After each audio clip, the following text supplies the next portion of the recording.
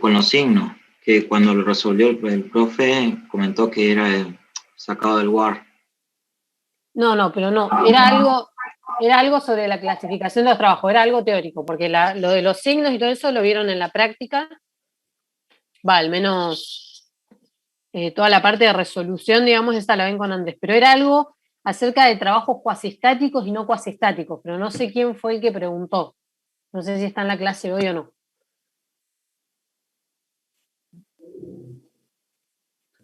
De todos modos, se los aclaro porque yo les dije que leyeran del Word esta parte del trabajo. Word lo que hace, además de clasificar los trabajos como nosotros los vimos, hacia el final de la unidad, él dice que los trabajos son cuasiestáticos y no cuasiestáticos. Y nosotros la definición de cuasiestáticos y no cuasiestáticos la vimos para los procesos, no lo vimos para los trabajos. Lo que dice Ward es que, por ejemplo, el trabajo eléctrico y el trabajo en el eje son no cuasiestáticos porque, entre otras cosas, esos trabajos no dependen de las propiedades del sistema directamente. Si ustedes se fijan, el trabajo eléctrico depende del potencial y de la corriente que circula a través de los cables, pero eso no es una propiedad del sistema. O sea, mi sistema no tiene la propiedad potencial, voltaje y corriente. Así como el trabajo en el eje depende de un torque, mi sistema no es que está definido por un torque. O sea, esos trabajos dependen de propiedades que no son del sistema. En cambio, si ustedes ven la definición de trabajo mecánico, trabajo de expansión-compresión y trabajo elástico, esos tres trabajos sí dependen de propiedades directamente del sistema. Por ejemplo, el más visible tal vez es el trabajo de expansión-compresión, que es menos la integral de P diferencial B. Y ese diferencial B es una propiedad del sistema, es cómo varía el sistema. Entonces, Ward lo que hace es decir que esos tres son cuasi-estáticos y los otros dos no. Pero eso... Uy, no sé qué pasa. Bueno, pero eso no significa que un sistema que transita un proceso cuasi estático no pueda intercambiar, por ejemplo, trabajo en el eje. ¿Esto se entiende? O sea, un proceso puede ser igualmente cuasi estático, aunque intercambie trabajo en el eje o trabajo eléctrico, que Ward lo llama no cuasi estático. A mí no me gusta esa definición porque me resulta confusa.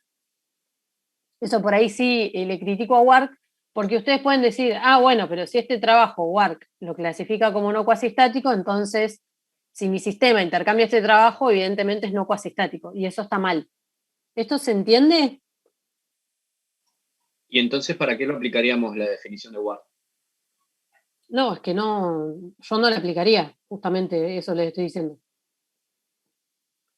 Es confusa, no es que esté mal. En realidad, si uno se pone a estudiarlo minuciosamente, Ward tiene razón, o sea, le tenemos que dar la razón. ¿Por qué?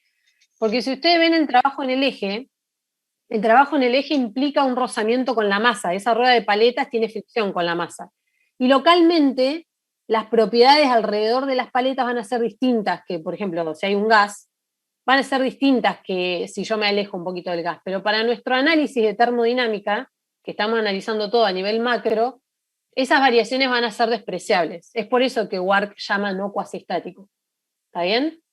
Para nuestro caso, que haya una rueda de paletas no significa que el proceso por el cual, digamos, el camino, digamos, por el cual el gas se traslada de un estado de equilibrio 1 a 2, no significa que no pueda ser cuasistático.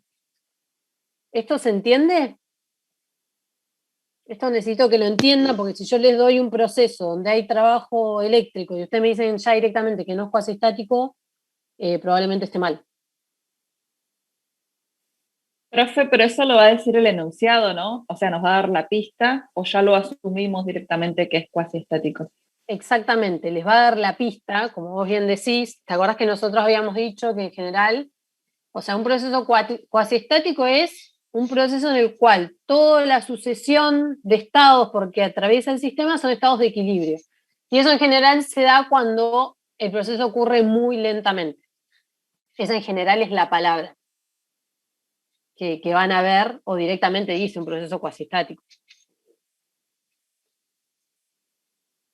¿Esto se entiende, chicos? Sí, profe.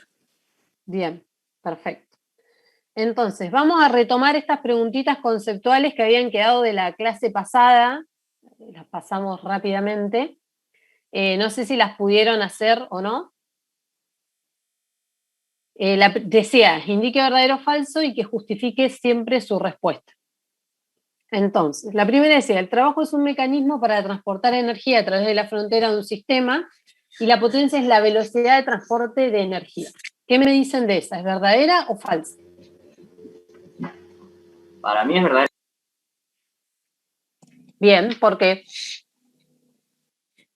Porque sí, el trabajo era lo que nosotros definíamos, o sea, lo que nosotros relacionábamos con las energías en tránsito, o sea, o las funciones de proceso, y bueno, la potencia es cuánto trabajo, intercambio, unidad de tiempo. Perfecto. Esa respuesta y esa justificación están perfectos. Es así, esa afirmación es verdadera. Entonces, vamos a la segunda. Dice que la variación de energía interna en un ciclo es igual a 0. ¿Eso es verdadero o falso? Verdadero. Verdadero. ¿Por qué? Porque es una función de estado, y como los estados finales son iguales a los iniciales. Perfecto, perfecto. Así es, eso está perfecto. Ahora vamos a la 3. Dice, si el trabajo de expansión-compresión en un ciclo es igual a menos la integral de P de B igual a 0. Falso. Verdadero. Falso, No, bueno, es díganme Falso. díganme Falso. por qué es falso y el que dijo verdadero, ¿por qué? Falso Sería- porque el trabajo era el área bajo la curva y por más que vos tengas un ciclo, vas a tener un área encerrada, entonces Claro, no va a ser igual a 0. No, porque el Además es trabajo una es distinto. función de trayectoria. proceso. Claro. ¿Cómo? Es Ahí una me función gustó. de proceso. Muy Claro. bien, exactamente. Ok. Entonces, fíjense que esta afirmación dice, el trabajo de expansión-compresión en un ciclo es igual a menos la integral en el ciclo de PdB. Hasta acá es verdadero. Así se define. Esto es perfecto. Lo que es falso es esto, que sea igual a 0, porque justamente como el trabajo es una función de línea, es decir, depende del camino, de la trayectoria, del proceso, en un ciclo no nos va a dar igual a 0. Entonces, esta afirmación es falsa. Quiero que el chico que dijo que era verdadero, si lo entendió o no. Esto tiene que quedar bastante claro. O sea, muy claro tiene que quedar. Sí, lo entendí. Perfecto, perfecto. Bárbaro. Entonces, vamos. Profe, Sí, puede haber casos igual en que en un ciclo completo el trabajo te dé 0. claro, En pero es un casos caso particulares, particular. Claro. Sí, es un caso particular, no es lo general, digamos. Uno siempre Sí, tiene sí, que sí. ir a lo más general y después de ahí va simplificando. Por ejemplo, si te mueves una línea recta y de vuelta y ahí te va a dar. Claro, tal cual por eso. Porque no vas a tener área bajo la curva, digamos, no vas a tener área encerrada porque es una línea. Bueno, el 4. Frecuentemente se lee o se escucha la afirmación que el calor almacenado en la sustancia, leí mal. Dice, frecuentemente se lee o se escucha la afirmación el calor almacenado en la sustancia. ¿Por qué se trata de una afirmación termodinámicamente incorrecta? El calor es energía en tránsito, entonces como que no lo puedo almacenar, digamos. Dijiste algo bien y algo mal. No, porque en realidad lo que se Es una almacena es la transferencia. energía. Perfecto, ahí está. Entre los dos hicieron la respuesta perfecta. Es decir, el calor se verifica en los límites del sistema, como bien dijo la compañera, es una energía en tránsito, pero una vez que atraviesa la frontera e ingresa al sistema, ¿cómo se almacena? A través de energía. Exacto, se almacena como energía interna. Entonces, si bien es cierto que es una energía en tránsito y todo lo que dijeron está bien, se almacena como energía interna, no se almacena como calor. ¿Está bien? Sí, profe. Bien, perfecto. Vamos a la siguiente. Dice, explique por qué un dispositivo cilindro émbolo que se expande contra el vacío no realiza trabajo de expansión. Una pregunta, profe. Para decir que eso es verdadero, habría que asumir que el peso del cilindro émbolo es igual a 0 y que no hay fricción. No. ya directamente acá, para justificar esta afirmación y decir si es verdadera o falsa, tenés que pensar cuándo nosotros dijimos que había No, creo que es trabajo... porque el trabajo de expansión-compresión se definía como, o sea, la fuerza que hacía el gas en contra de, como de la fuerza de la atmósfera, como Bien, de la ahí atmósfera de está. afuera. Y si hay vacío, porque no hay presión atmosférica, por lo tanto no sé, no es como trabajo de expansión-compresión el que hace. Perfecto.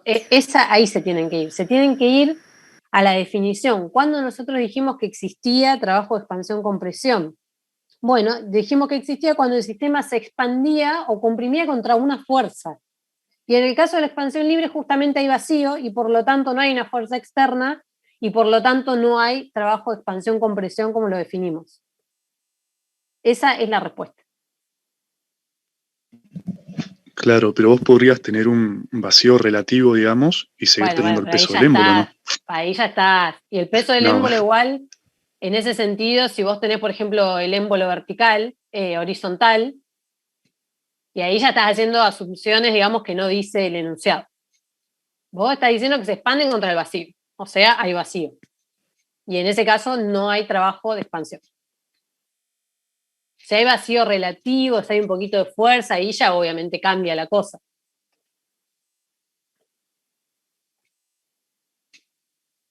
¿Esto se entiende? Sí, Bien. Sí, profe.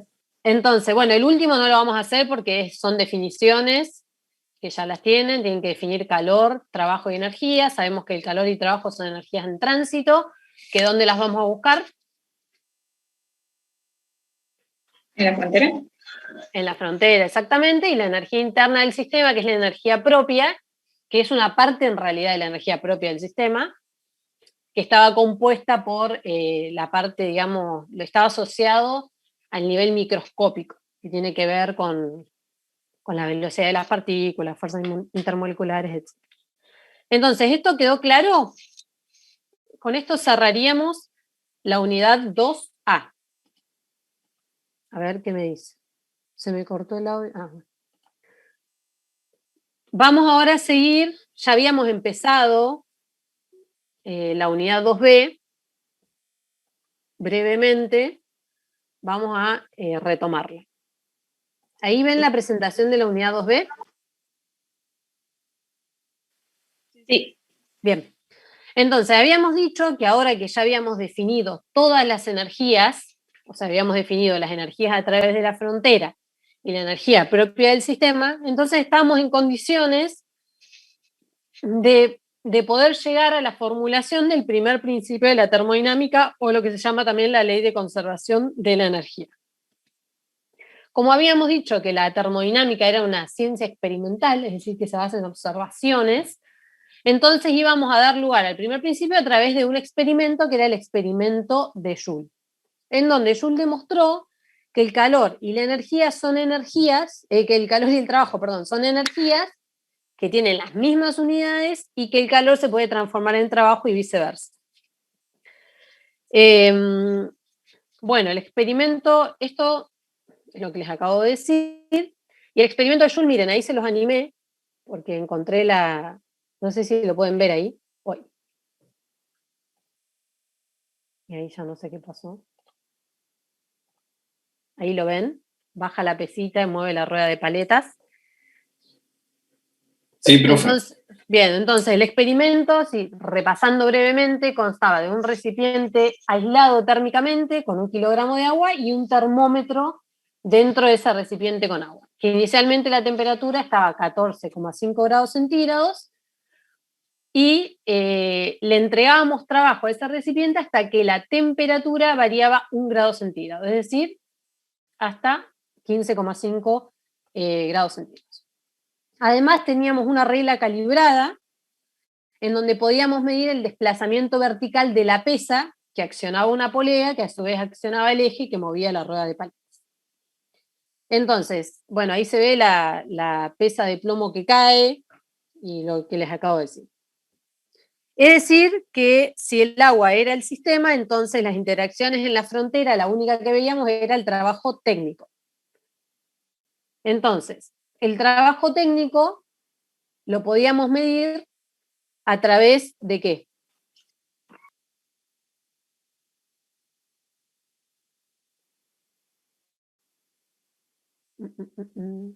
¿Alguien me puede decir? Del eje. Sí, del eje, y después del eje, ¿qué viene? ¿Acá qué hay?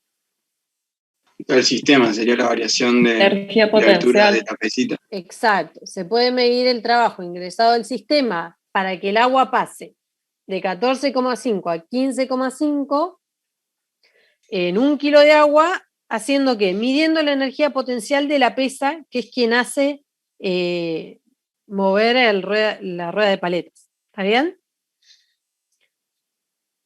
Entonces, lo que hace Joule es determinar que para provocar ese aumento de temperatura, la masa de plomo, por la gravedad, por la variación de la altura, digamos, en el eje vertical, le daba 4.180 joules, y que eso equivalía a 1.000 calorías, que ya lo habíamos definido anteriormente, lo que era la caloría. No sé si se lo define. Bueno, no importa. Equivale a 1.000 calorías, eso no es muy importante. Es decir, que encontró la equivalencia entre el trabajo y el calor. Entonces, a partir del experimento de Joule se unificó la forma en la que se medía la energía, tanto trabajo como calor.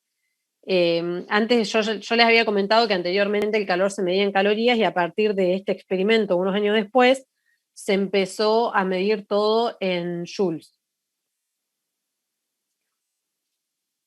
Entonces, esa expresión que vemos acá, a ver, disculpen. Esto ya lo habíamos visto, no me acuerdo, creo que sí, ¿no?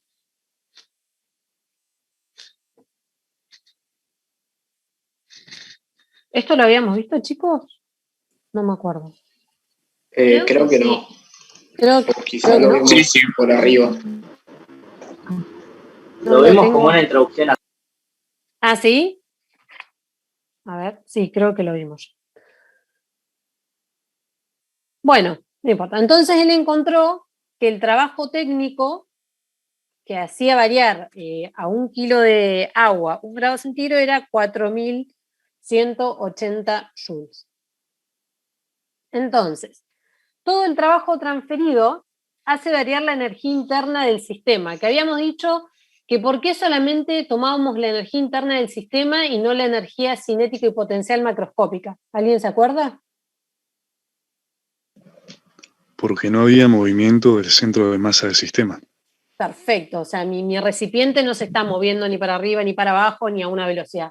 Si yo tuviera el recipiente en la mano y lo hago mover, y entonces ahí sí, yo tendría que considerar el trabajo mecánico que le estoy imprimiendo por esa fuerza externa, y tendría que también incorporarlo en este lado de la expresión. O sea, también habría un delta E de energía potencial y cinética. En este caso, como el recipiente no se mueve, entonces todo el trabajo que se transfiere sobre el sistema diabático se transforma completamente en energía interna. De modo que la energía interna del agua varía de un estado 1 a un estado 2, y esa variación va a ser igual a la cantidad de trabajo transferido. Hasta acá se entiende. Fíjense que esto es para nuestro sistema en particular, que no intercambiaba calor. Nuestro sistema, que sería el agua contenida dentro del recipiente, lo único que hace es intercambiar trabajo en el eje. Entonces, esta expresión anterior es lo que conocemos nosotros como balance de energía en los límites del sistema. Y es lo que también se conoce como primer principio de la termodinámica, aplicado a un caso particular que es un sistema cerrado adiabático. Entonces, ingresa trabajo y aumenta la energía interna del sistema, lo que se traduce en un aumento de la temperatura del agua, que era energía sensible. Entonces, fíjense, yo les había comentado que en este caso en particular, el trabajo es una función de estado. ¿Por qué? Porque dijimos que U depende únicamente de los estados inicial y final del sistema, pero no del camino por el cual se produce esa variación de energía interna. Y por otro lado teníamos al trabajo que sí dependía del camino, del proceso, o sea que era una función de línea. Pero en este caso en particular, que es un sistema cerrado y adiabático, el trabajo no depende del camino. Es decir, que este trabajo que yo le transfería al sistema podría haber sido trabajo eléctrico también, trabajo expansión-compresión. Lo importante es que esa variación, o sea, que ese valor de trabajo transferido siempre va a ser el mismo, porque me va a depender de los estados inicial y final del sistema. O sea, si yo varío la energía interna de un estado dado a otro estado dado, por ejemplo, de 14,5 grados centígrados a 15,5 grados centígrados a una presión dada, siempre me va a dar el mismo valor de trabajo sin importar qué tipo de trabajo haya transferido. Esto no sé si les había quedado muy claro la vez pasada. Creo que sí, es lo que dice abajo. Lo que dice abajo es, cuando un sistema cerrado es alterado en forma diabática, el trabajo asociado con su cambio de estado es el mismo para todos los procesos posibles entre esos dos estados de equilibrio. O sea, para cualquier tipo de proceso que me vincule el estado 1 con el estado 2, el trabajo asociado va a ser siempre el mismo, siempre que hablemos de ir de ese estado 1 a ese estado 2. ¿Esto se entiende? Es para este caso en particular. Sería cuando el sistema está en reposo, ¿no? Siempre. Sí, discúlpame, ahí yo creo que lo puse, a ver. Todavía no lo puse, pero sí. En este caso es el sistema en reposo, que es lo que hablamos recién. Si no, tendríamos la energía cinética y potencial. Bien, y dijo, perdón, no escuché bien, que se lo podría determinar como una función de estado del trabajo en ese caso. Que en este caso en particular es como que el trabajo se vuelve una función de estado, porque es igual a la variación de energía interna, pero es para este caso en particular.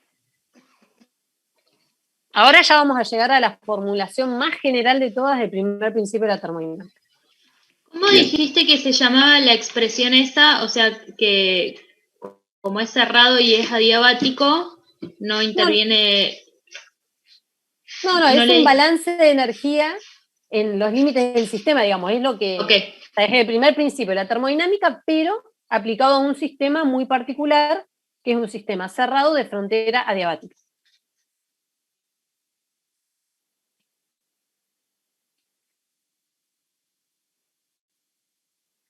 Entonces, vamos a avanzar un poquito más. Entonces, el experimento de Joule, además de todo lo anterior que le dijimos, que descubrió, digamos, que el calor y la energía eran, el calor y el trabajo eran formas de energía que se medían en las mismas unidades, también se obtuvieron otros resultados y uno de ellos es el calor, el valor del calor específico del agua a volumen constante.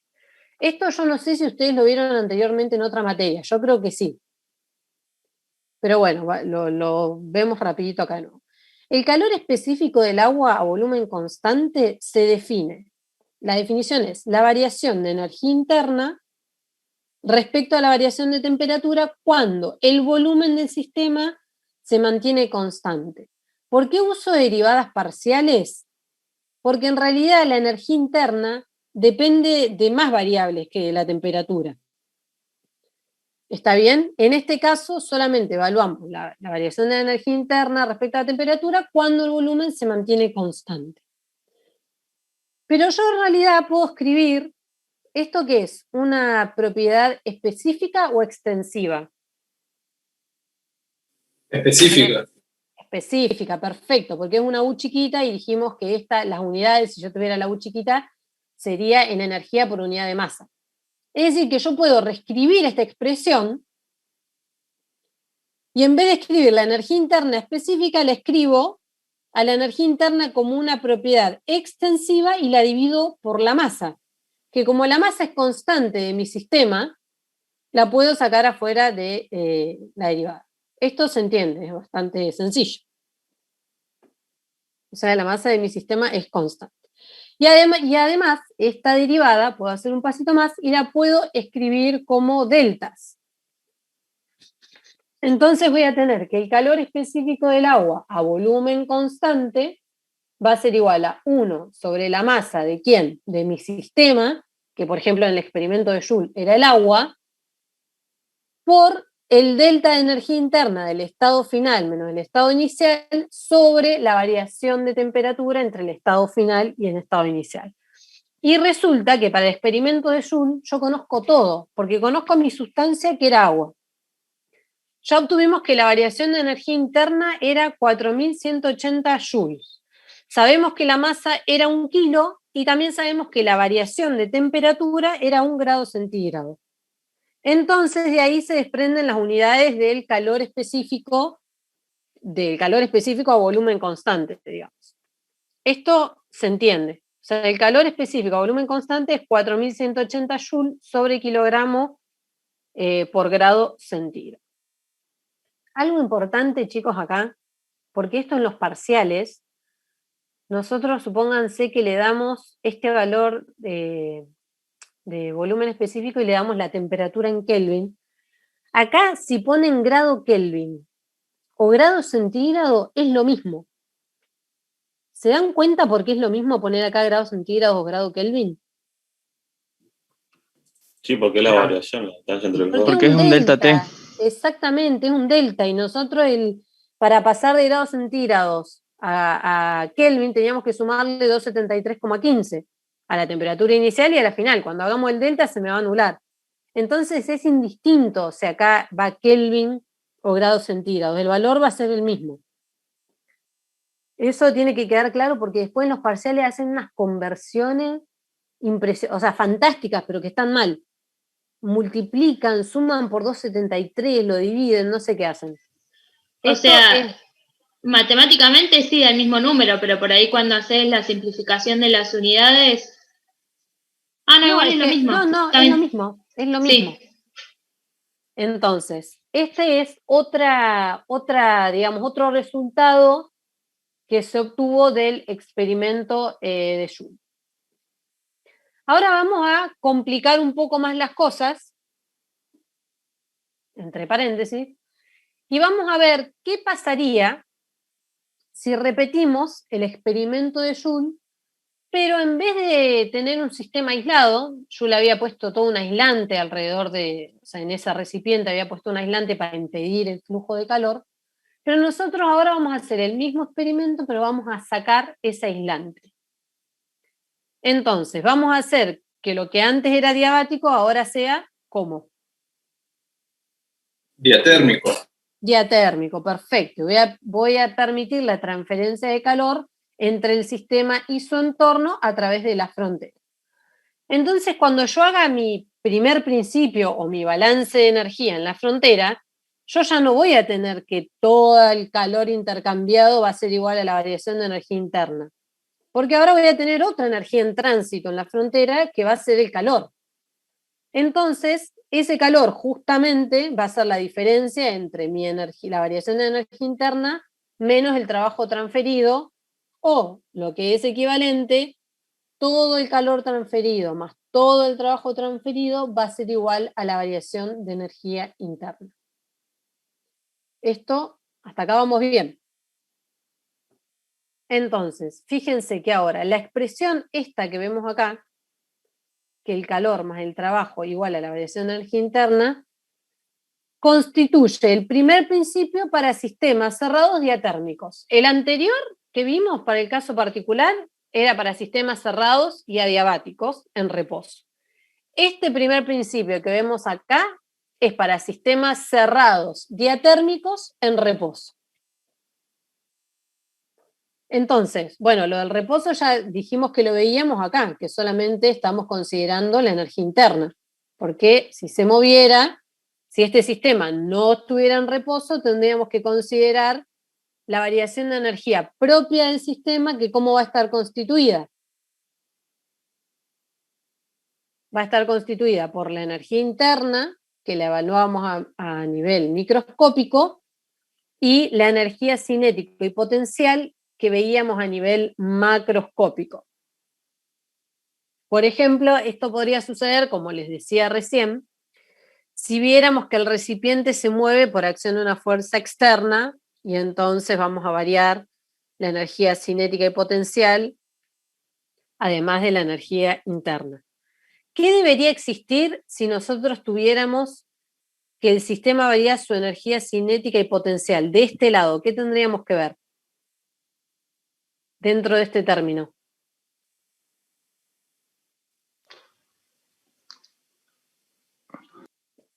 El trabajo del peso. El trabajo de la gravedad. ¿Cómo se llamaba? Trabajo mecánico.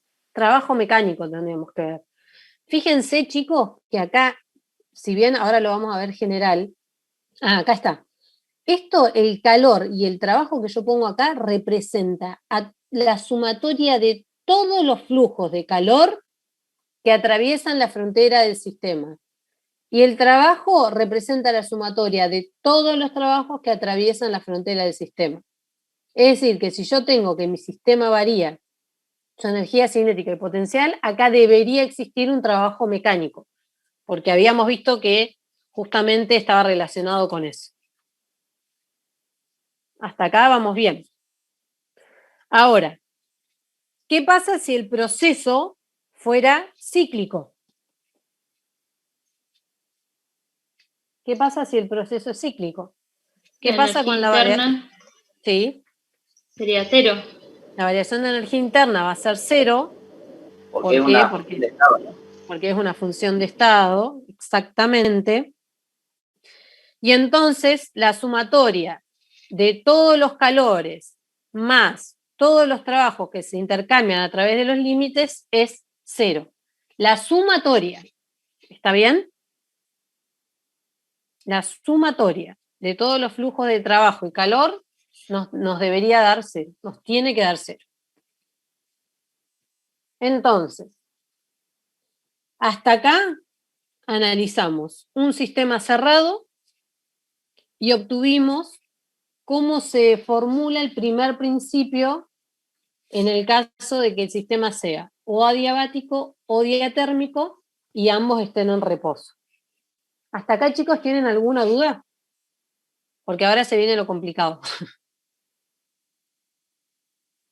No, profe, por ahora no. Bien. Pero nosotros vimos, cuando clasificamos los sistemas, nosotros vimos qué tipo de sistemas había. Si intercambian masa y energía, ¿cómo se llama? Sistema abierto. Sistema abierto. El sistema cerrado, como habíamos visto, solamente intercambia energía a través de la frontera. Y un caso particular del sistema cerrado era el sistema aislado, que no intercambiaba energía tampoco. Entonces, no intercambia masa, no intercambia energía, es un sistema aislado. Entonces, vamos a ver qué pasa si un sistema es abierto. Es decir, si existe un intercambio de masa. Entonces, consideremos el sistema que está en este esquema, que se ve difícil, pero esto es esquemático, chicos. Esto es esquemático. En nuestro sistema vamos a tener una entrada de masa y una salida de masa para simplificar la explicación, digamos, y que puedan ustedes entender el primer principio general y después sí lo vamos a extender a n entradas de masa y n entradas de salida. Entonces, ¿cuál es mi sistema? Mi sistema comprende toda la masa que está incluida dentro del límite dibujado con la línea negra. Este es todo mi sistema, que además de tener una masa propia, también tiene una energía asociada. ¿Está bien? Esta energía interna que está asociada a la energía cinética y potencial a nivel microscópico, asociada a la velocidad que tienen las partículas y sus fuerzas intermoleculares. Pero además mi sistema, que tiene una energía interna propia, tiene una masa propia, tiene un centro de gravedad, o un centro de masa. Y ese centro de masa está ubicado respecto a una referencia, a una altura dada, y además se mueve a una velocidad c, que está acá. ¿Está bien? Entonces, ¿qué esperamos nosotros encontrar a través de la frontera del sistema? Ya describimos todas las energías propias que tiene mi sistema. Las propiedades, digamos, son la masa, la energía interna, la velocidad y una altura dada. Ahora vamos a recorrer las fronteras del sistema. ¿Qué voy a encontrar en las fronteras del sistema? Intercambio de calor y de trabajo. Ajá, perfecto. Vamos a encontrar las energías en tránsito que eran, como dijo la compañera, los intercambios de calor y trabajo. Fíjense, chicos, que yo acá indistintamente, en realidad lo que está mal, pero no importa, fíjense que acá el calor y el trabajo tiene el puntito arriba. ¿Esto se acuerdan qué significaba? Potencia. Potencia, exactamente. O sea, si esto fuera calor o potencia, digamos, es equivalente a hacer el análisis, ¿no? Pero acuérdense que esto significa un calor instantáneo, este punto, que es la potencia. Es decir, es el calor que se intercambia en cada instante, que es lo que nosotros llamamos potencia, y acá lo mismo para el trabajo. Entonces, nuestras energías en tránsito van a incluir todos los intercambios de trabajo y calor. ¿Está bien? Ahora vamos a analizar la entrada y la salida de masa. Vamos a analizarlo para la entrada y vamos a ver que para la salida es exactamente lo mismo. Acá, chicos, no hay que perder de vista, está bien que esto es general, pero cuando hagan los ejercicios, no hay que perder de vista que los flujos de energía en tránsito, es decir, de calor y trabajo o sus potencias, tienen asociado un signo. ¿Y cómo era la convención nuestra de signos? Lo que entra al sistema, ¿cómo es? Positivo. Exacto, y lo que sale es negativo. Entonces, vamos a analizar ahora la masa que entra. Fíjense que arriba de la masa tenemos también un puntito que nos indica un caudal másico, que es la masa de fluido que ingresa al sistema. Fíjense que acá dice masa de entrada, en el caso de masa de salida va a ser el flujo másico que egresa del sistema. Fíjense que es un diferencial inexacto, o sea, si yo integro esto me da un valor, no me va a dar un delta. Me va a dar el valor de la masa que entra al sistema. ¿Está bien? Fíjense que a diferencia de la masa propia del sistema, esta masa propia no tiene ningún subíndice, porque esta masa no es que entra o sale, sino es la masa que tiene mi sistema. Y esta masa que tiene mi sistema va a variar porque al sistema justamente entra masa y sale masa. Por ejemplo, si entra más masa de la que sale, ¿esta masa total del sistema va a aumentar o va a disminuir? Aumenta. Va a aumentar, va a haber como una acumulación que se llama de masa. Por el contrario, si sale más masa de la que entra, va a haber como una, y entre comillas, desacumulación, por así decir. Es decir, que la variación de la masa de mi sistema va a disminuir. ¿Está bien?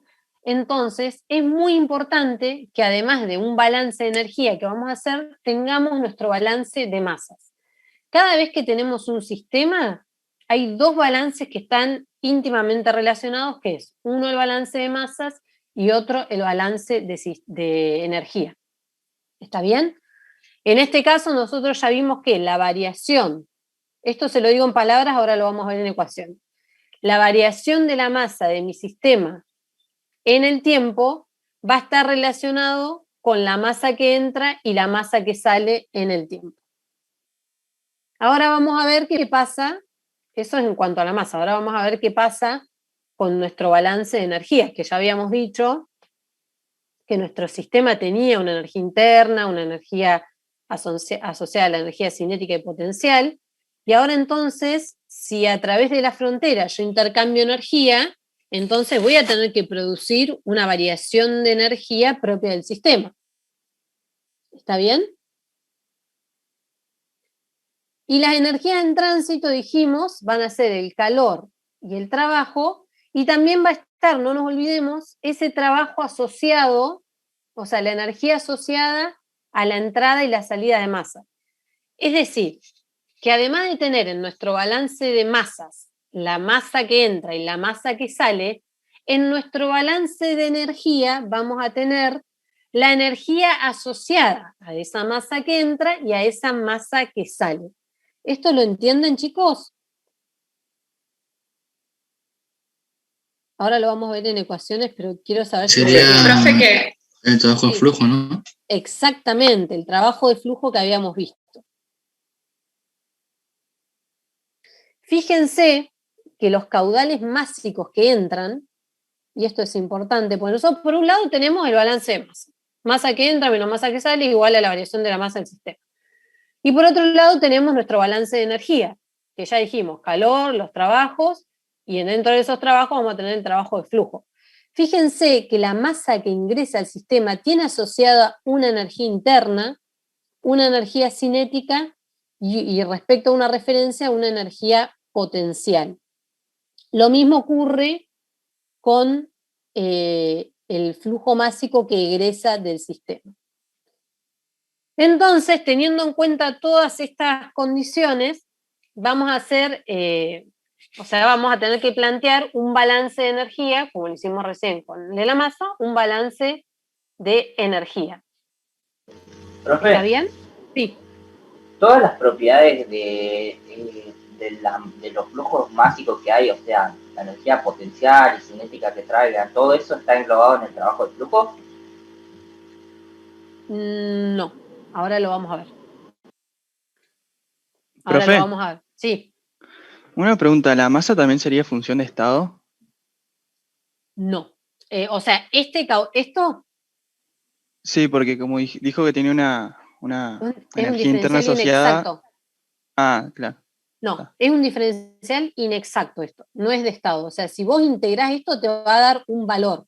Así Sí, como sí. el calor si lo integrás te da un valor. En cambio, si yo hago la variación de masa del sistema, que ahora lo vamos a ver, eso sí es una función de estado y me va a dar un delta. Ah, está. Que ahora lo vamos a ver. Gracias. Entonces, al igual que con la masa, la energía del sistema va a variar en el tiempo de acuerdo a todo lo que entre a través de la frontera y de acuerdo a todo lo que salga a través de la frontera, que van a ser flujos de calor y trabajo, también dentro de este trabajo, el trabajo asociado a la entrada y salida de masa. ¿Está bien? Entonces ahora que ya los mareé, vamos a verlo con ecuación. Entonces tenemos, primero, el balance de masa. Fíjense, habíamos dicho que el caudal másico que entra menos el caudal másico que sale, el menos es justamente porque dijimos que todo lo que entra positivo, lo que sale negativo, ¿a qué va a ser igual? A la variación de masa de mi sistema en el tiempo. Y esto sí que es un diferencial exacto. Es decir, que la masa de mi sistema varía porque entra y sale masa del sistema. ¿Esto les queda claro? Sí, a mí no, ¿por qué pasás del delta a la B, digamos? ¿Cómo? Claro, porque en el dibujito tenías un inexacto, dijiste recién. Es lo mismo, ahora... podría haber anotado acá directamente el diferencial inexacto de la masa de entrada sobre el diferencial del tiempo, menos, es lo mismo. De hecho que tiene el puntito, ¿no? O sea, esa Claro, ME sí. representa toda la expresión Esto anterior. lo podría haber escrito como el diferencial inexacto de ME sobre el de tau, digamos. Tau Ahora es sí, el ahora tiempo. sí. Uh-huh. ¿Se entiende? O también lo puedo escribir así. Está bien. Sí, sí. Después lo que hago para obtener acá la variación es multiplico todo por d tau, por ejemplo, e integro en el tiempo. Entonces acá me queda una variación de masa y acá como me queda un delta T, se me va el puntito, digamos, y me quedan masas que salen y masas que entran. ¿Esto se entiende? Sí, eso sí. Sí, sí, sí. Bien, perfecto. Bueno, entonces de acá, balance de masa. Fíjense que como yo le dije recién, como estamos en el caso más sencillo, puse una entrada y una salida. Entonces, ahora vamos a la parte difícil, que es el balance de energía. ¿Qué energías o potencias se intercambian a través de la frontera? El calor y el trabajo. ¿Cuáles? Todos. Todos. ¿Está bien? El trabajo total incluye a todos los trabajos que vimos y el calor incluye a todos los flujos de calor.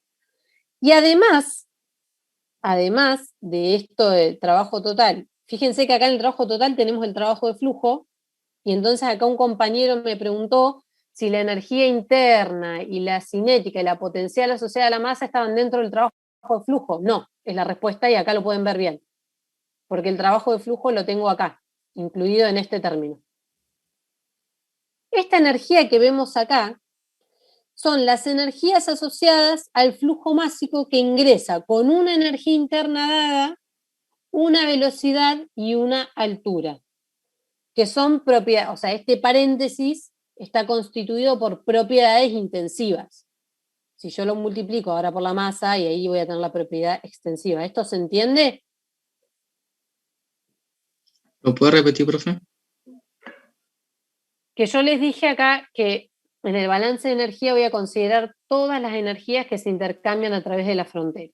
Vamos a tener todos los calores, todos los trabajos. Dentro del trabajo vamos a tener todos estos, más el trabajo de flujo, que era el trabajo que tenía que hacer una masa para ingresar al sistema.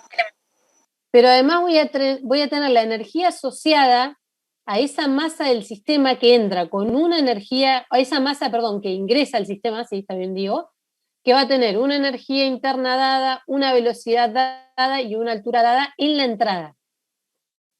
Y lo mismo va a ocurrir con la masa de salida.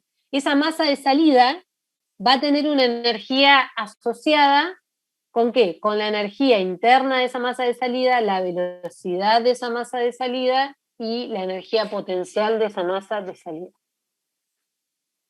Eso es lo que dije recién. Está bien, listo, gracias. ¿Está bien? Estas Sí, sí. son todas las energías que se intercambian en los límites del sistema y que ¿qué me hacen variar? Si tengo energías de este lado, del otro lado de la igualdad, ¿qué tengo que tener?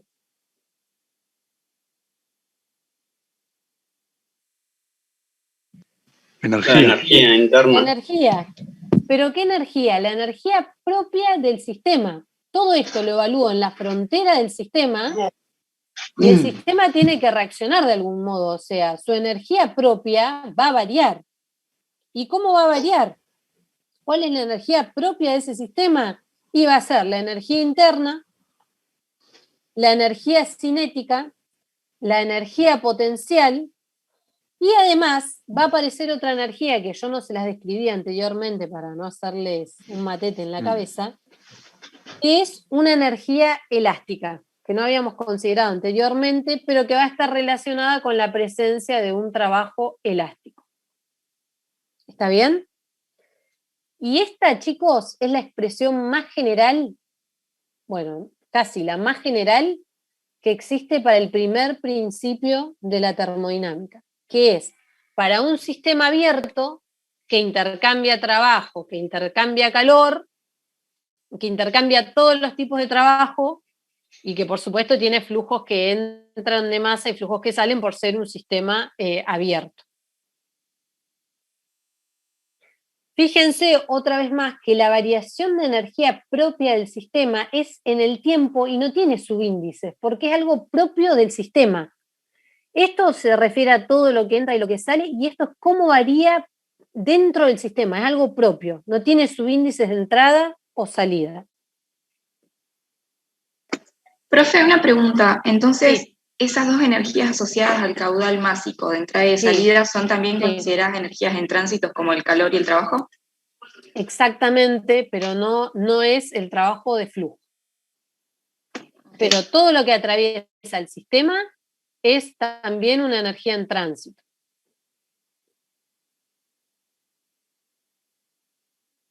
Esta yo no se las había descrito antes porque lo anterior era para dar lugar al primer principio de sistemas cerrados, digamos. Ahora lo generalizamos para un sistema de este tipo, que es bien complejo y tiene todo. Lo importante es que en el balance de masas, justamente hacemos un balance de masa, y en el de energía tenemos que tener en cuenta todas las energías. Y una masa que ingresa al sistema lo hace con una energía. O sea, ingresa con una velocidad, con una altura, y como está constituida, es un caudal másico que está constituido por moléculas, tiene que tener una energía interna. Y eso hay que considerarlo.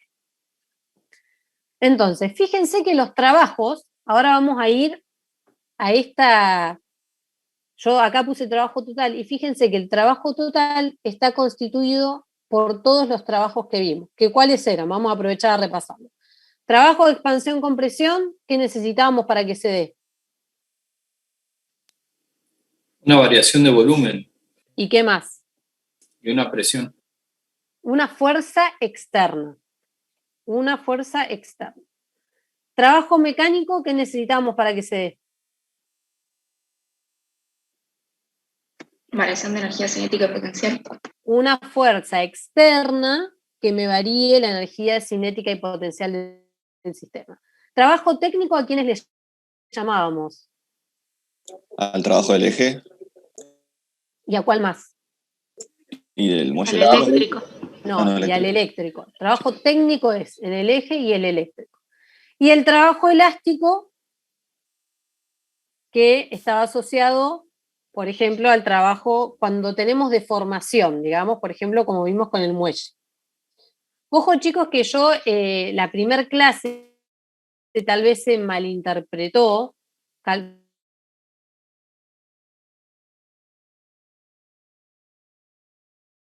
vez no fui muy clara. Cuando tenemos una frontera móvil, elástico decimos cuando hay deformación. Cuando hay deformación, eso se entiende. Profe, sería, por ejemplo, en Por ejemplo, en un globo, vos lo inflás y después, si le sacás el aire, recupera, por ejemplo, si no está deformado plásticamente, recupera su ¿cómo se dice? Su forma inicial. O el resorte, por ahí es lo más visible.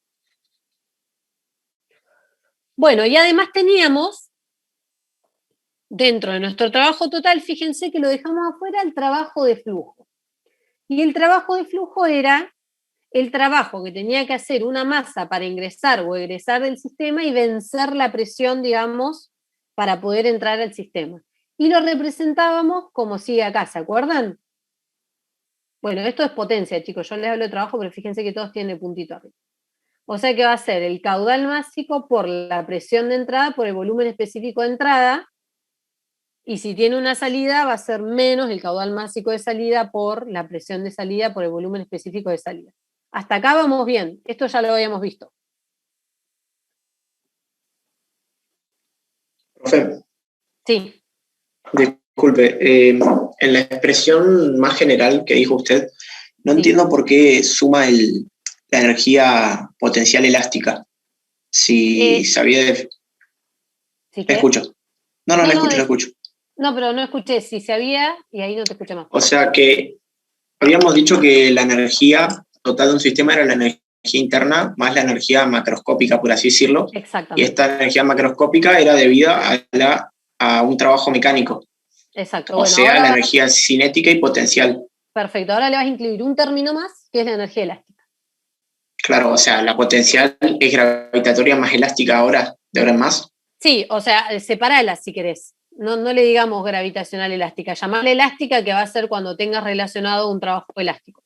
O sea, para vos poder modificar esta variación de energía elástica, tiene que darse el caso muy particular de que tengas trabajo elástico. Así como si tenías variación de energía cinética y potencial, tenías que tener trabajo mecánico.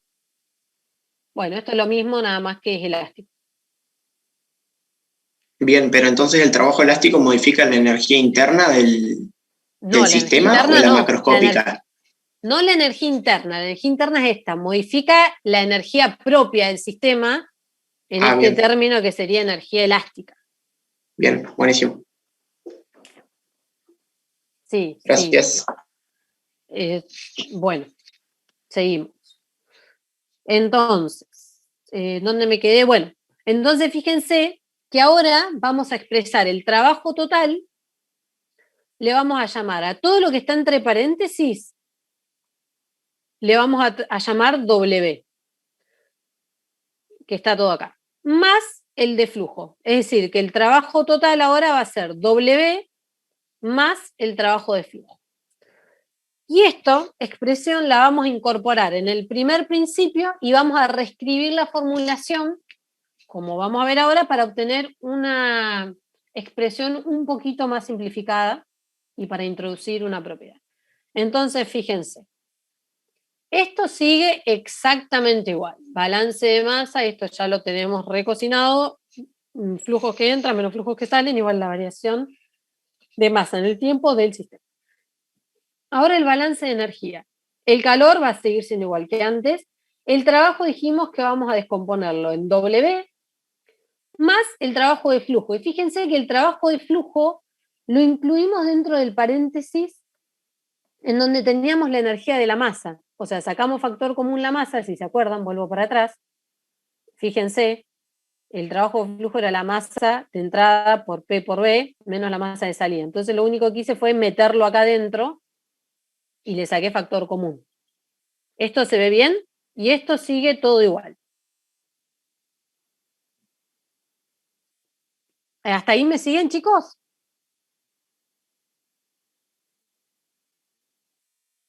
Sí, profe. Sí, profe. No me siguen, pero bueno, me dicen que sí.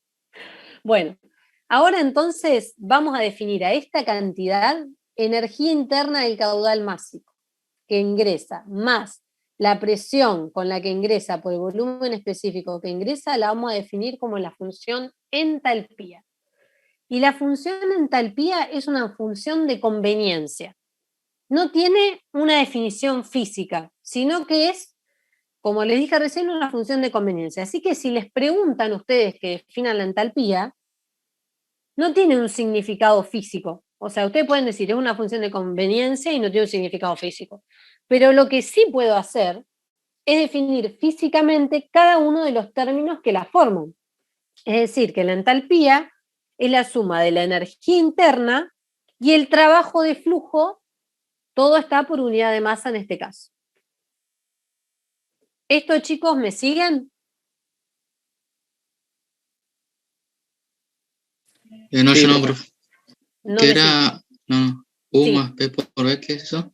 U Me más perdí. P por B lo definimos como la función entalpía.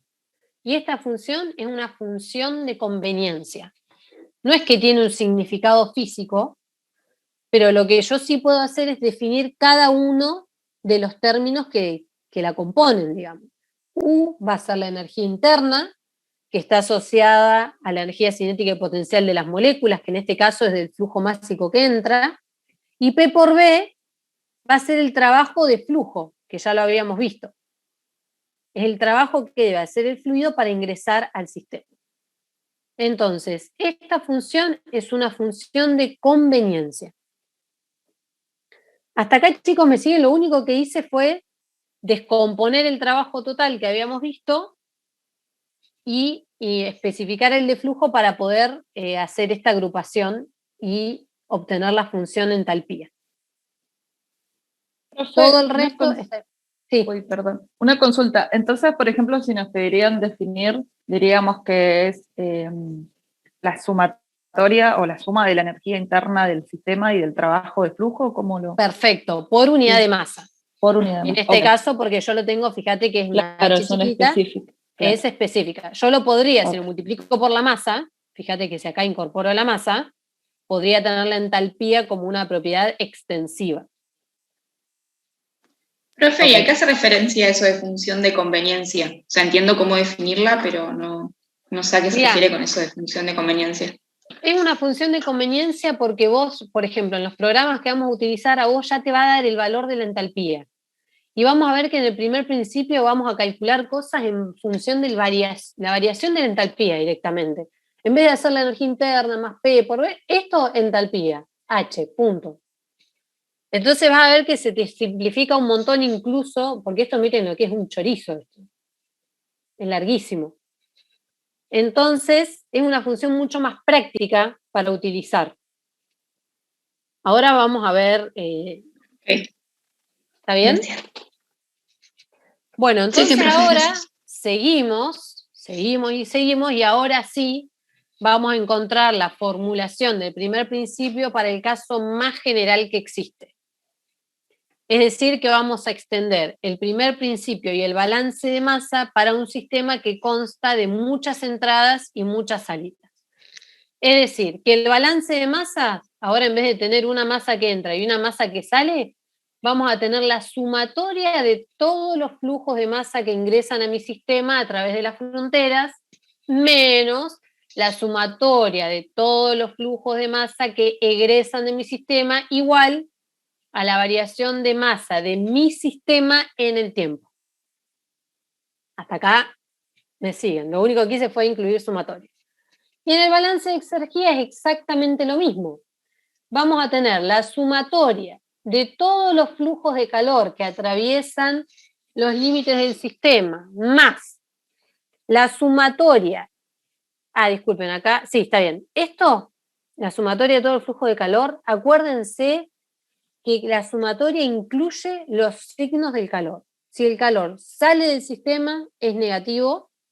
Si el calor entra al sistema, es positivo. Eso, por favor, ténganlo en cuenta.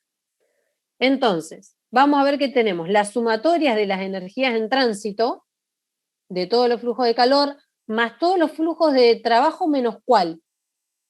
Están acá. Menos el de flujo. El de flujo. Menos el de flujo, exactamente.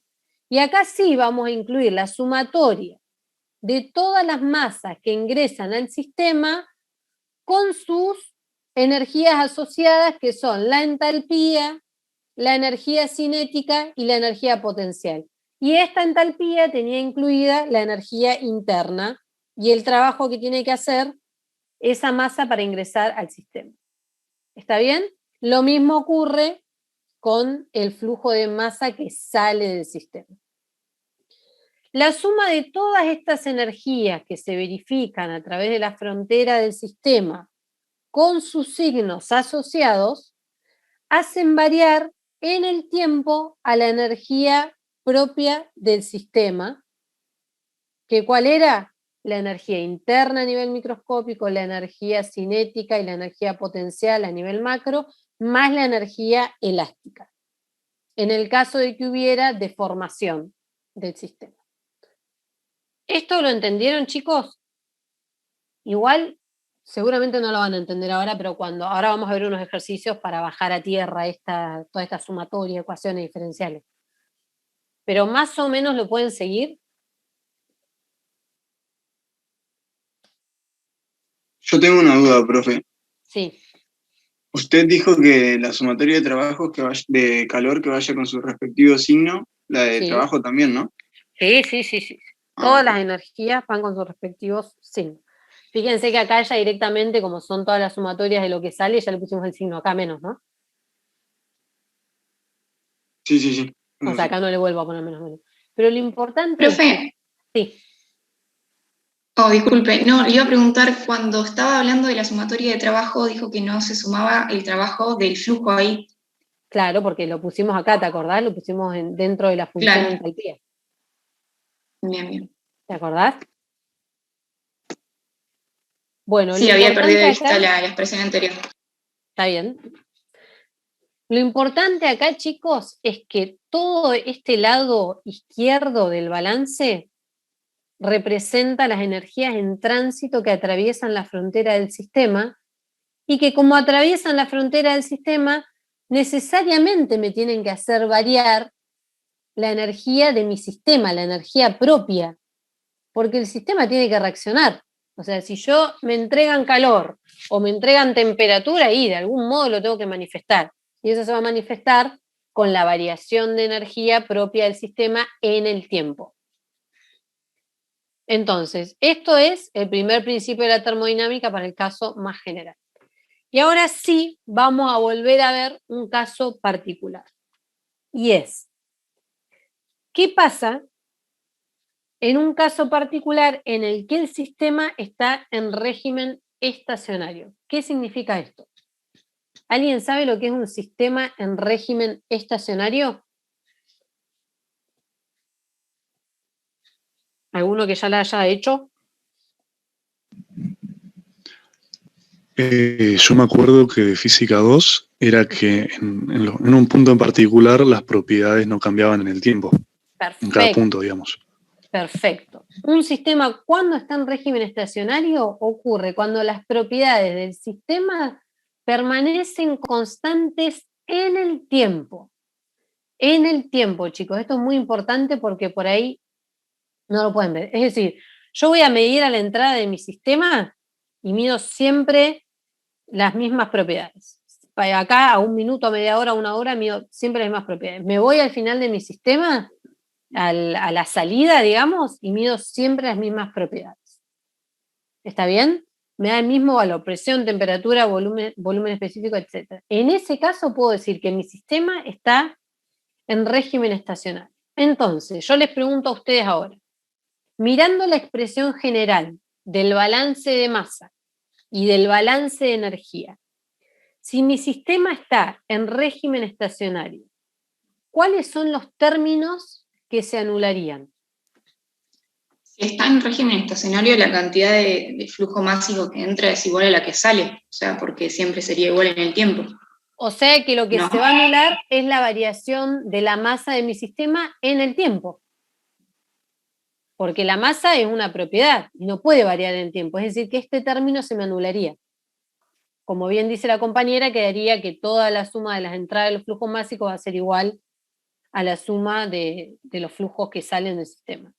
Y en este caso, si son las propiedades del sistema las que permanecen constantes en el tiempo, no puede variar todo lo que está en función del tiempo, fíjense. Las propiedades de mi sistema. ¿Esto se entiende? O sea, este término se me anularía.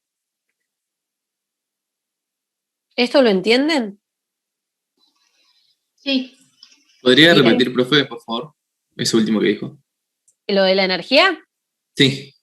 Que si yo como condición para que esté en régimen estacionario se tiene que dar que ninguna propiedad varíe en el tiempo, entonces en mi balance de masas, la variación de la masa en el tiempo tiene que ser nula. Y en mi sistema de energía, la variación de energía en el tiempo tiene que ser nula, porque es la condición para que mi sistema esté en régimen estacionario. Bien. Es decir, que no varíe ni la masa de mi sistema en el tiempo, como que no varíe ninguna otra propiedad de mi sistema en el tiempo. ¿Y esto por qué es importante, chicos? Porque en ingeniería, la mayor parte de los equipos que nosotros analizamos pueden modelarse como sistemas en régimen estacionario. Sin embargo, hay periodos transitorios que tienen los equipos en donde existe un régimen que no es estacionario. Pero para nuestro caso, cuando decimos que es régimen estacionario, consideramos que ese periodo transitorio ya pasó y que las propiedades se estabilizan y dejan de variar en el tiempo. Por ejemplo, cuando yo arranco un motor. ¿No les pasa cuando arrancan el motor a la mañana que siempre les dicen, no, tenés que calentarlo al motor antes de mover el auto? Seguramente todos lo hacen. Bueno, porque cuando uno arranca o para el motor, ahí hay un régimen transitorio, es decir, no estacionario.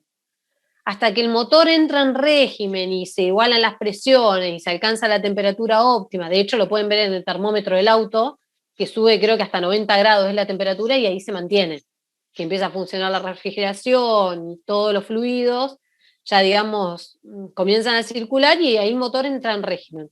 Entonces, cuando decimos que está en régimen estacionario, nosotros tomaríamos a partir de ese momento, que vamos y medimos la temperatura y siempre nos da 90.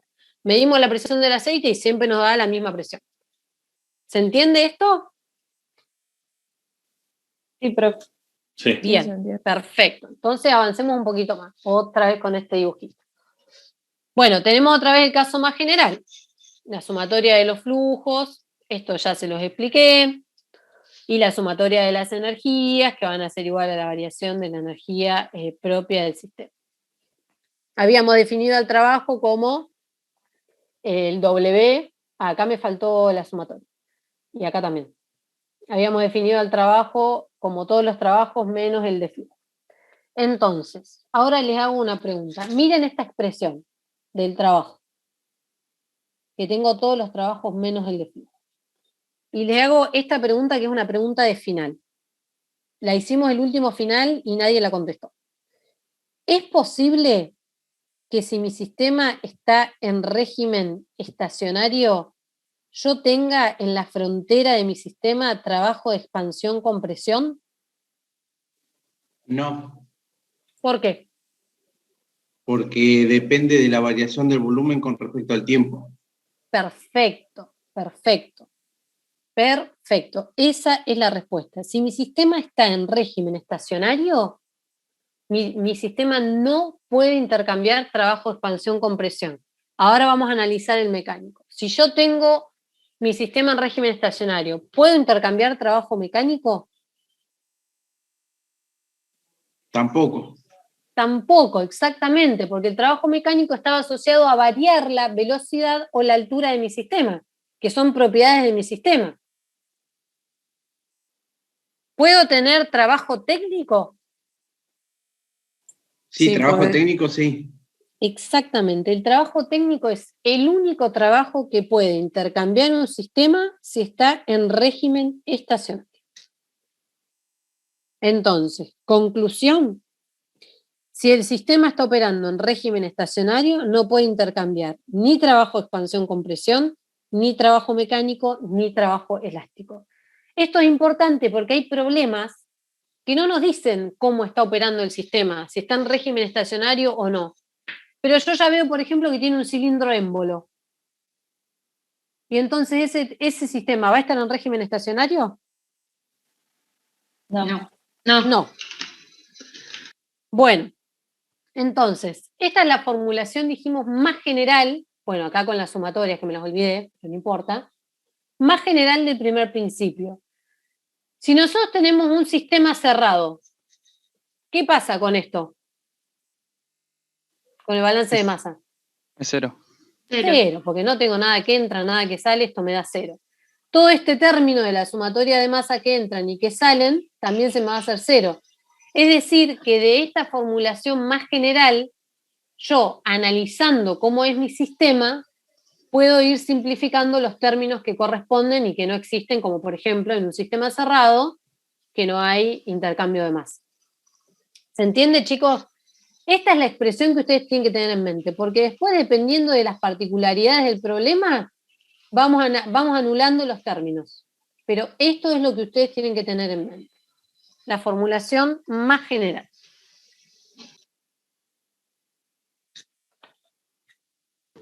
Profe. Sí. ¿Puede repetir por qué cuando yo tengo, o sea, el balance de masa es 0, estamos en régimen estacionario, ¿no? Porque depende del tiempo, pero ¿por qué se me hace 0 abajo en la formulación general? Si yo puedo tener, por ejemplo, una masa con determinadas propiedades y que salga otra con propiedades distintas, y bueno, está bien el balance es 0, pero... No, ¿de qué estamos hablando? ¿Del régimen estacionario? Sí. No, yo no te dije que esto se te hacía 0. Yo lo que te dije que se te hacía 0 es este lado de la ecuación. Ah, perfecto. Que es la variación de la energía de mi sistema en el tiempo. Esto es lo que se anula, lo que va a implicar que todas estas sumatorias de energía en tránsito sean igual a 0, pero no cada una individual, sino la sumatoria de todo esto me va a dar 0. Lo que se me anula es esto, la variación de la energía de mi sistema en el tiempo. ¿Se entendió? Sí, se entendió. Entendí yo lo que usted dijo, ¿no? Perfecto. No, está bien, porque yo por ahí voy medio rápido y esto lo tienen que entender bien. Entonces, ahora, bueno, ya vimos el primer principio de la termodinámica, chicos, que era eso. Profe, sí. Perdón que le interrumpa.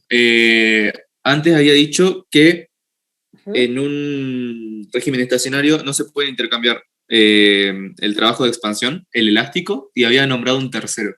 El mecánico. El mecánico, está bien. Pero razonalo porque quiero que lo razones, no que te lo acuerdes de memoria.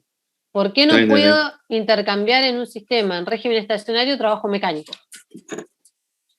Decímelo vos. El mecánico era... No me acuerdo cuál era. Bueno, el mecánico, teníamos trabajo mecánico cuando había una fuerza externa que le hacía modificar al sistema su velocidad y su energía potencial. Y la claro, por eso no, cinética, porque no cambia las condiciones. Claro, te cambia la energía propia del sistema. Claro, sí. Entonces no puedo tener, ¿se entendió? Sí, ahí entendí. Genial. Bien, perfecto. Gracias. Entonces avancemos un poquito más. Dentro de, si se fijan acá, al inicio yo le dije, bueno, experimento de Joule, ya lo vimos, formulación general del primer principio ya lo vimos, ahora vamos a ver lo que es la ecuación de continuidad. La ecuación de continuidad la van a ver con mucho más detalle en mecánica de los fluidos. Pero como en termo la vamos a necesitar, vamos a analizar. Entonces, esta ecuación, que se conoce como ecuación de continuidad, se utiliza cuando tenemos un flujo uniforme y unidimensional. Y la vamos a utilizar en general cuando queremos calcular, digamos, el flujo másico. Es decir, en general la vamos a utilizar cuando el sistema es abierto. Entonces, ¿ustedes saben lo que es el flujo volumétrico? ¿Lo han visto en otras materias? ¿El caudal? Digamos, sí, se mide, sí, el flujo volumétrico se mide, digamos, en metro cúbico sobre segundos, por ejemplo. Esas son las unidades en el sistema internacional.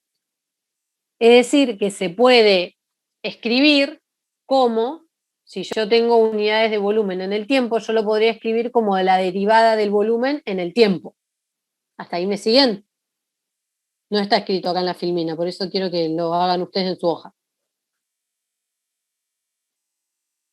Este volumen con el puntito, que me refiere a metro cúbico sobre segundo, lo puedo escribir como la derivada exacta del volumen sobre la derivada del tiempo. ¿Eso me siguen? Sí, profe. Sí. Y a su vez, eso lo puedo escribir, la derivada del volumen la puedo escribir como la derivada, abro paréntesis, de un área por una longitud o un desplazamiento sobre la derivada del tiempo, que sería el equivalente a tener la derivada de volumen porque tenés dimensiones de área por longitud. Y eso... sí. Yo me perdí. Te Estaba perdí. tomando apunte y no... Bueno, vamos de nuevo. El flujo volumétrico se mide en metro cúbico sobre segundo.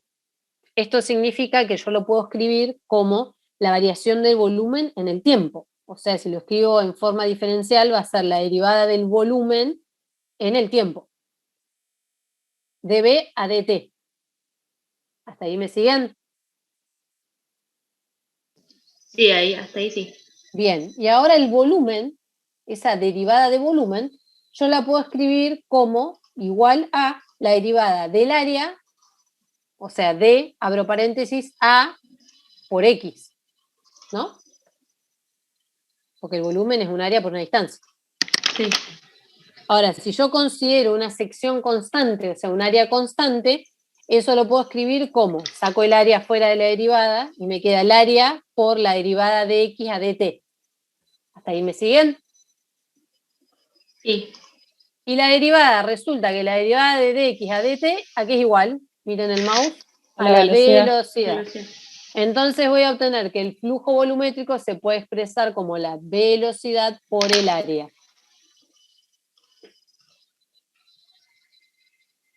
Pero además, si recuerdan la definición de volumen específico, ¿el volumen específico qué era? Acá lo tienen, miren. Sobre la masa. O sea, volumen sobre masa. Exactamente. Entonces yo podría escribir también el flujo volumétrico como el caudal másico por el volumen específico. Y esto me va a quedar en las mismas unidades de metro cúbico sobre segundo. ¿Estamos de acuerdo? Sí. Entonces, si yo igualo esta expresión, en donde el flujo volumétrico es igual a la velocidad por el área, con esta expresión, en donde el flujo volumétrico es igual al caudal másico por el volumen específico, voy a obtener una forma de calcular el flujo másico en función de su densidad, que es lo mismo que 1 sobre el volumen específico, por la velocidad por el área. ¿Hasta acá me siguen? Sí. Bien, perfecto. Entonces, tanto la densidad como la velocidad y como el área cambian, por ejemplo, en una entrada y en una salida, porque dependen de la temperatura, de la presión y en este caso el volumen específico. Entonces, si nuestro sistema está en régimen estacionario, como del balance de masas vamos a tener, supongamos el caso más sencillo para una entrada y una salida de masa, como si está en régimen estacionario, en nuestro balance de masa dijimos que dm a d tau va a ser 0, entonces me va a quedar que la masa de entrada va a ser igual a la masa de la salida, flujo másico, fíjense que tiene el puntito, y lo puedo expresar como lo obtuve acá arriba. que el flujo másico de entrada va a ser la densidad de entrada por la velocidad de entrada por el área de entrada, y esto va a ser igual a la densidad de salida por la velocidad de salida por el área de salida, igual a una masa, porque va a ser la misma. ¿Esto se entiende? Sí, profe. Perfecto. Ahora, ¿qué pasa con el caudal volumétrico en un SARE? ¿Es el mismo? ¿Puedo decir que el caudal volumétrico en un SARE es el mismo el de la entrada y en la salida?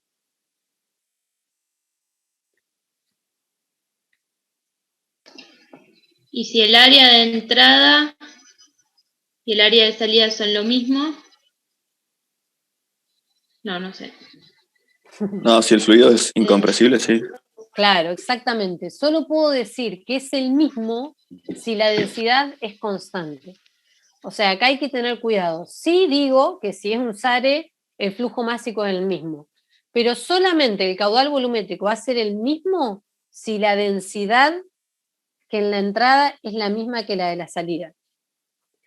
Porque si yo digo que es el mismo, si analizamos acá, estoy diciendo que C por A en la entrada es igual a C por A en la salida. Pero también se me tiene que respetar esto, porque en un SARE sí estamos seguros de que esto es igual. Entonces, si C por A en la entrada es igual a C por A en la salida, no me queda otra opción que la densidad en la salida sea igual a la densidad en la entrada, para que se cumpla esta condición que sí o sí es necesaria. ¿Está bien? ¿Esto quedó claro?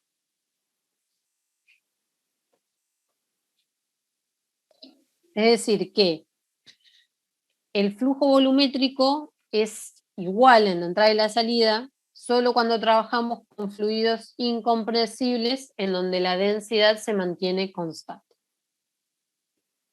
O sea, no es que siempre puedo decir que en un SARE el caudal volumétrico es igual en la entrada y en la salida. Sí, con el caudal másico. Eso sí, porque me sale del balance de masas.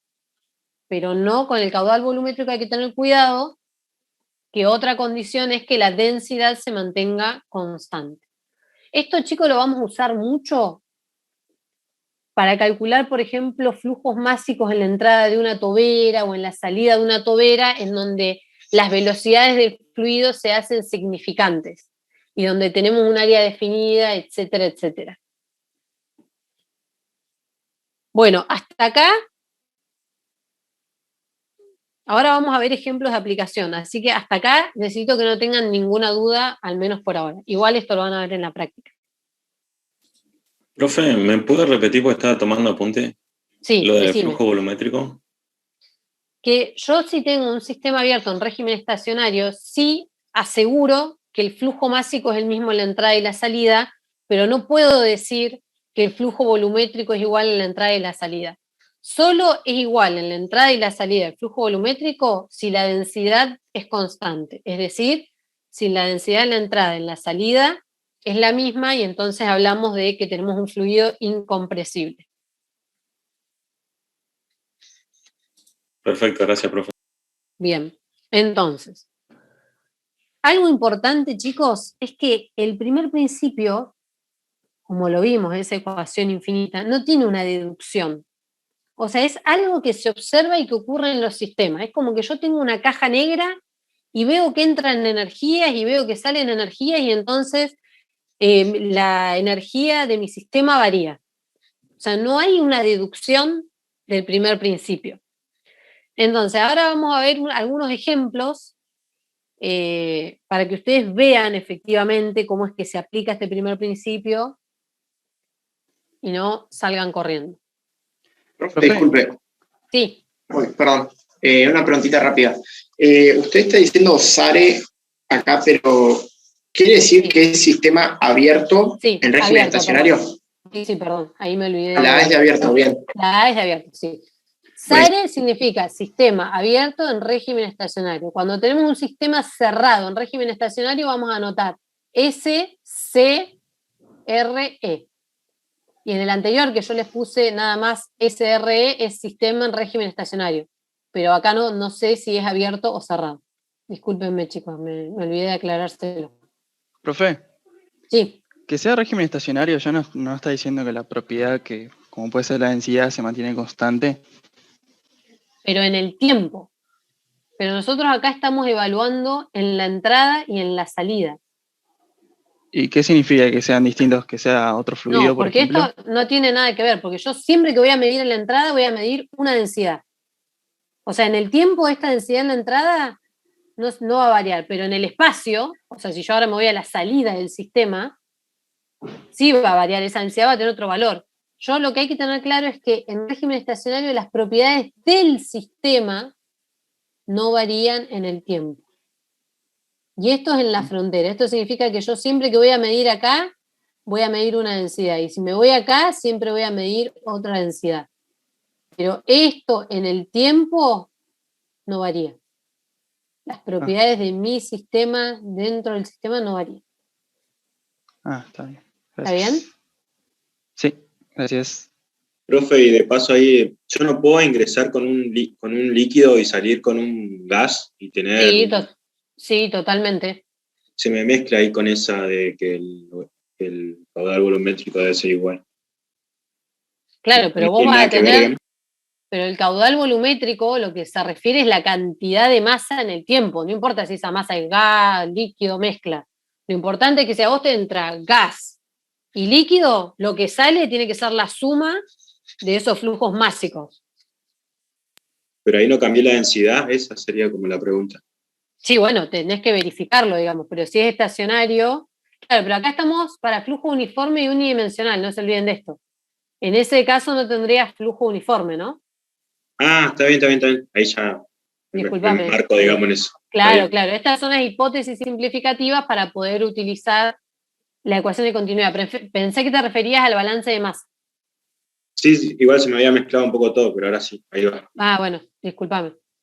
Ahí es importante tener en cuenta las hipótesis. Por eso te decía que en una tobera, que en general usamos en la tobera o en los difusores, que es un flujo de entrada y un flujo de salida, que está en estado gaseoso, por ejemplo, y entonces ahí solemos usar la ecuación de continuidad.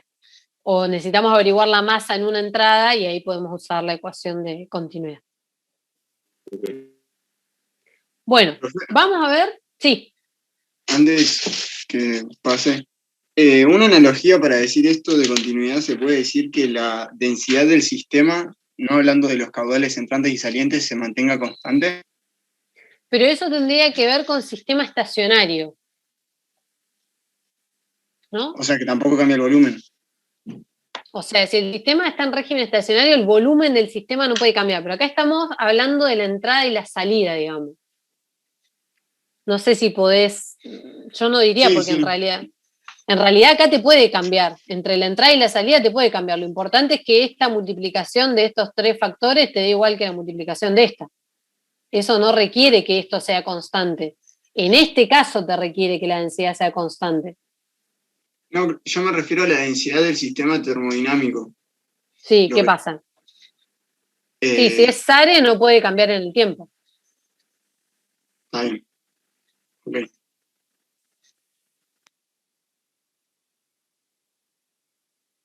Bueno, ¿alguna otra pregunta más? ¿O vemos algunos ejemplitos y con esto ya terminaríamos hoy? Entonces, vamos a escribir los balances de masa y energía para los siguientes sistemas particulares, que son los que se van a encontrar en la práctica. Entonces, lo primero que vamos a hacer es especificar la frontera y clasificar el sistema. Y una vez que tenemos eso bien definido, vamos a agarrar la formulación del primer principio y vamos a ver qué términos se nos anulan y cuáles no. Entonces, el primer ejercicio es ese. ¿Cómo vamos a definir nuestro sistema? ¿La frontera? Bueno, vamos a considerar todo el gas que está encerrado, o el fluido, que está encerrado dentro de las líneas punteadas violetas, que coinciden aproximadamente con el límite físico del recipiente. Entonces, alguien que me diga, que me clasifique ese sistema. Cualquiera. Abierto, frontera móvil, abierto. Perfecto. ¿Qué más? Régimen no estacionario. ¿Por qué? Tengo trabajo de expansión. Porque tenés trabajo de expansión compresión. Perfecto. Vale, Este es un ejemplo en donde el problema no nos dice si el sistema es en régimen estacionario o no. Pero nosotros viendo esto ya podemos ver que el sistema está en régimen no estacionario. Entonces, si observamos la frontera del sistema, donde vamos a buscar nuestras energías en tránsito, ¿qué es lo que vamos a ver? ¿Qué intercambios hay? Si quieren, primero vamos al balance de masa. ¿Qué tenemos? Una masa de entrada y una masa de salida. Perfecto. El balance de masa nos quedaría así como lo escribí. ¿Están de acuerdo? Ahora vamos a ver el balance de energía. ¿Qué voy a tener? Recorran el sistema y díganme qué energías en tránsito tengo. El trabajo de en el expansión, eje. compresión. Sí. Trabajo en el eje y eléctrico. Eléctrico. Perfecto. Y además, ¿qué otra energía? ¿Asociada a qué? Al flujo. La entrada y salida. flujo. Perfecto. Al flujo. Entonces, ¿estamos de acuerdo que el balance me va a quedar así? Sí. Sí, sí. Ahora, esta energía, ¿están de acuerdo que es energía o cómo la puedo escribir más específicamente? Como Energía potencia. interna. Energía interna. Acá ya estaría en unidades de potencia porque es energía sobre tiempo, ¿no? Ah, está bien. Pero a lo que me refiero que es energía interna, porque yo no tengo en realidad ninguna fuerza externa que me haga variar la velocidad o la altura. ¿Se entiende? Sí, profe. Entonces, algo importante, bueno, yo acá no se las taché, pero esto sería 0 y esto sería 0. Y otra observación es que generalmente estas energías cinético y potencial asociadas al flujo que ingresa y que egresa son despreciables frente al valor de la entalpía, a menos que se especifique lo contrario. O sea, generalmente nosotros estos términos los vamos a despreciar. Ya les digo, a menos en dispositivos como toberas o difusores, en donde generalmente se especifica lo contrario o dice que el fluido sale con tal velocidad. Entonces, ¿este ejemplo quedó claro? Sí. Bien, fíjense que tampoco tengo energía elástica, porque no tengo ninguna frontera que se deforme. Sí tengo la frontera móvil, pero no tengo ninguna frontera que se deforme. Entonces, vamos... Profe, Sí.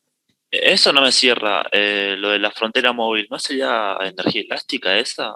No, Energías porque como propias. yo les dije, la energía elástica está asociada a la deformación elástica. Vos acá estás variando el volumen, que está asociado con el trabajo de expansión-compresión, pero no estás deformando la energía elástica del sistema. Eso lo vas a tener cuando tenés un resorte o cuando tenés, por ejemplo, un globo, en donde la frontera experimenta una variación de energía elástica. No sé si me explico. Acá lo que vas a tener es una variación del volumen. Ah, ok. Está bien. ¿Bien? Bueno. Vamos a ver un ejemplo más. Este sistema.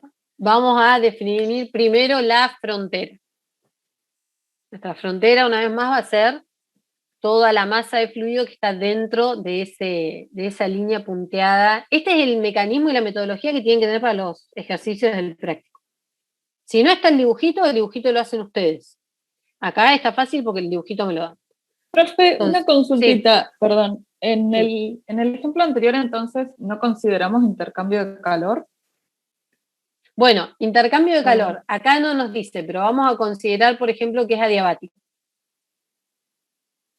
Acá no lo dice, ok. yo se los puse en general, pero sí, consideramos, por ejemplo, que es adiabático. Si hubiera intercambio de calor, nos tendría que dar algún indicio. Acá no hay ningún flujo, así que debe ser adiabático. Y en este caso también esto sería 0. Profe, perdón. Sí. Pero el tema de considerar la entalpía de cada masa que entra, ¿no estás teniendo en cuenta el calor también? Porque entalpía es la energía interna y la energía interna no tiene en cuenta el calor. No. O sea, la energía interna tiene en cuenta sí el movimiento de las partículas asociadas al flujo que ingresa. Pero nosotros estamos viendo el calor que intercambia los límites del sistema.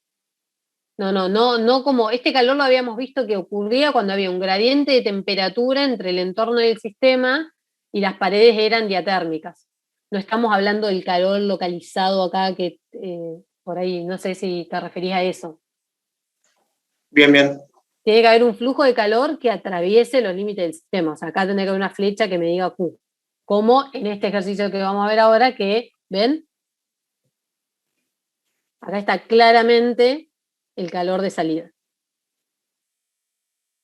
Entonces, definimos la frontera del sistema. Que alguien me clasifique ese sistema.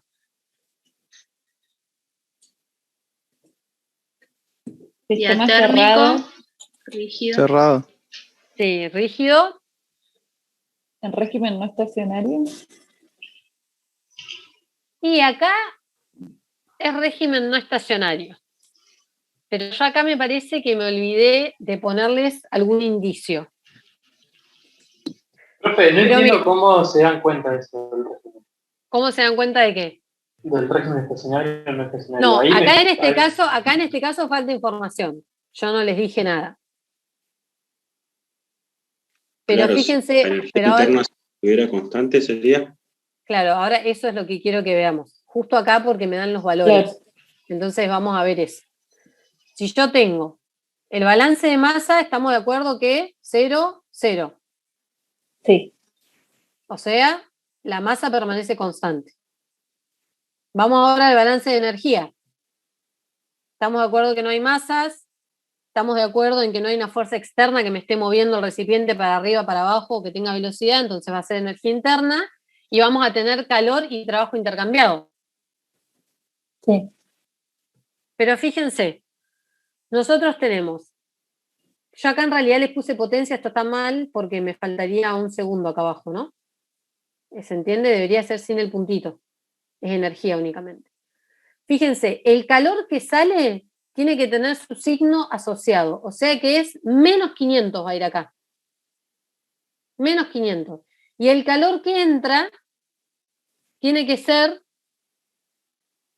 positivo, el trabajo, perdón, que entra tiene que ser positivo, porque entra en el eje. ¿Esto cómo va a ser? Más 100. Es decir, que el calor más el trabajo me va a dar menos 400 kilojoules. ¿Está bien? Y eso tiene que ser igual a la variación de energía interna, que dice que U1 va a ser igual a 800, o sea que de ahí podríamos despejar U2. Por ejemplo, este ejercicio yo no copié el enunciado, pero debe pedir que calculen U2. El problema es que acá no tenemos, debe haber, yo tendría que leer el enunciado porque debe haber algún indicio que me pregunte en el tiempo, porque en realidad yo acá no tengo para calcular potencias, esto es trabajo. Yo acá me confundí, esto sería Q y W. Y yo para ver si es estacionario o no tengo que ver que en el tiempo no varíe. ¿Se entiende esto? Yo debo haber puesto acá sistema régimen no estacionario porque en el enunciado debe decir algo en el tiempo. Después esto me fijo y les traigo exactamente el enunciado para que no cometamos errores. Pero lo que quería mostrarles de acá era esto, que muchas veces el dibujito que a ustedes les dan, les ponen calor de salida de 500, pero ustedes cuando lo ponen en el balance, lo tienen que poner con el signo asociado, y eso es menos 500 kilojoules. Esto tiene que quedar claro, o sea, estos calores y trabajos van con su signo asociados. Entonces, el próximo va a ser ese sistema. Fíjense, a ver quién lo clasifica. El límite del sistema está ahí marcado con línea punteada. Sistema cerrado. Sí. Y en régimen no estacionario, porque tiene el Perfecto. tope, pero van a variar las presiones. Exacto, cuando yo saque el tope, acá también, no, por supuesto no falta el enunciado, pero suponemos que yo quito el tope y entonces el gas se va a expandir, por ejemplo. Entonces, balance de masa, lo mismo, ya vamos, fíjate que ya voy haciendo más rápido, ¿no? No entra y sale, y acá ya fui más específica, tengo que la variación de energía interna en el tiempo va a ser igual al calor intercambiado, que no hay, porque dice que las paredes son adiabáticas, más el trabajo de expansión-compresión. Eso no hay, y entonces así quedaría el balance de energía. Esto no es para resolverlo, sino para que vean cómo es el mecanismo de identificar las interacciones. Bueno, en este también, sistema cerrado en régimen no estacionario, no tengo entrada y salida de masa. Fíjense que mi sistema es el gas. Mi sistema es el gas, o sea que la variación de energía interna, si yo recorro los límites del sistema, voy a ver el calor y el trabajo de expansión-compresión.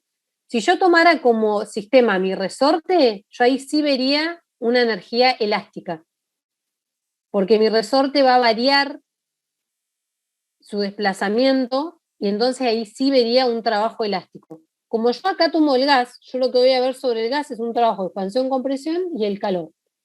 Nada más. Entonces lo único que va a variar va a ser mi energía interna. Y ahí, bueno, ahí es donde tiene... Sí. O sea, por ejemplo, ¿no?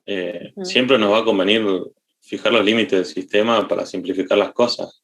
Totalmente. Por eso yo les dije la clase pasada que a pesar de que elegir un sistema no les va a variar el resultado, siempre les va a convenir más uno que otro, siempre. Y eso lo van a adquirir con la práctica. Por supuesto, si yo tomo mi resorte, por ejemplo, como sistema, sí, puedo calcular, por ejemplo, el trabajo elástico, pero no va a servir para nada, porque capaz que me piden la presión, no sé, la temperatura del gas, por decirte algo.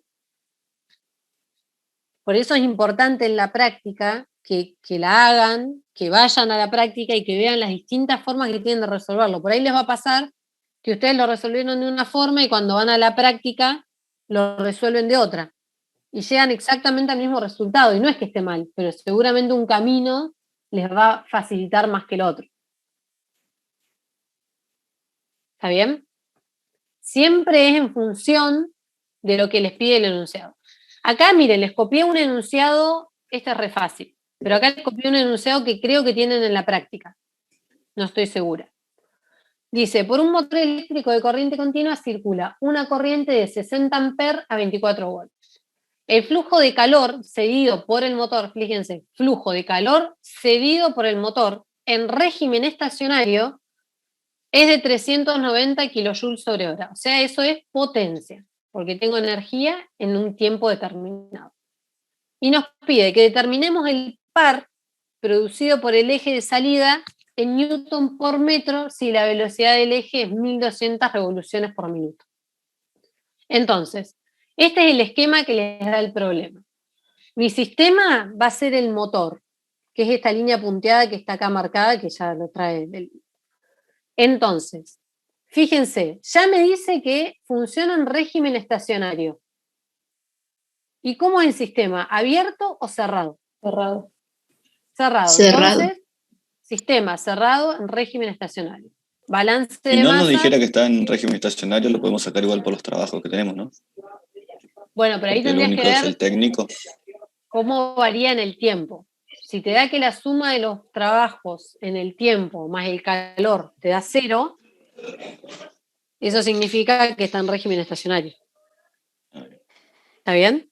Sí. O sea, si yo te digo que calcules todos los flujos de calor y todos los flujos de trabajo y toda esa sumatoria con sus signos asociados te da 0 en el tiempo, o sea, serían potencias, ahí podés asegurar que está en régimen estacionario. Bien.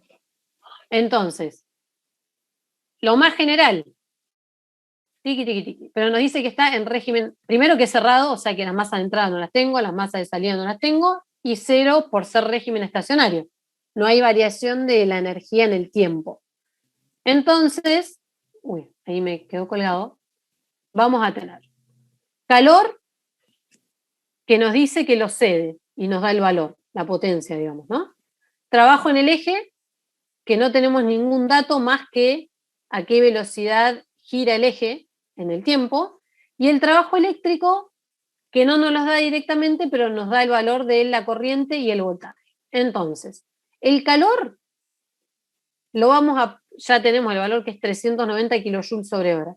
Vamos a multiplicarlo por la constante unitaria, que nosotros sabemos que una hora son 3.600 segundos.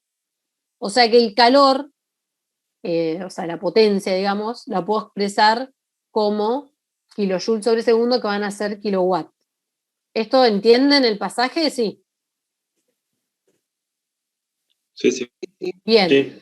El trabajo eléctrico, habíamos dicho cuando vimos trabajo eléctrico que se podía calcular como la multiplicación del potencial por la corriente, del voltaje por la corriente. y eso nos da directamente en watt, o sea, nos va a dar 1440 watts, o para dejarlo consistente con la potencia del calor, lo vamos a poner en kilowatt también, que es 1,44 kilowatts. Hasta acá vamos bien. Ahora, si yo reemplazo estos dos valores en la expresión 1 y despejamos el trabajo en el eje, del cual no puedo obtenerlo con los datos que tengo, puedo decir que el trabajo en el eje va a ser menos el calor, menos el trabajo eléctrico. Es decir, menos el valor del calor, que nosotros que sabemos cómo es, como sabemos que lo CD es menos el trabajo eléctrico, que sabemos que ingresa al sistema. O sea, es positivo, pero con este menos que nos quedó de despejar, nos va a quedar menos 1,44 kilowatts. O sea que el trabajo en el eje finalmente nos va a dar menos 1,336 kilowatts. ¿Qué significa esto? ¿Que entra o que sale del sistema? Que sale. Que sale del sistema. O sea que yo le podría haber preguntado también, determine si el trabajo en el eje entra o sale del sistema. Ahora, a su vez, el trabajo en el eje podía definirse como la multiplicación del torque por las revoluciones por minuto por 2pi. Fíjense que yo acá se los puse en valor absoluto, porque este signo nos indica que sale, pero si yo quiero averiguar el torque, lo doy directamente en valor absoluto. Que es lo que me pide acá, determine el par producido por el eje de salida en newton metro. Y acá directamente ya lo despejo de acá. Teniendo en cuenta que las revoluciones, el n puntito, son 120 revoluciones por minuto, lo multiplico por la constante unitaria para que me queden consistentes las unidades. Sabemos que un minuto son 60 segundos, es decir que la velocidad del eje es de 20 revoluciones por segundo. Para tener en cuenta acá, porque si no, no les va a quedar en newton metro.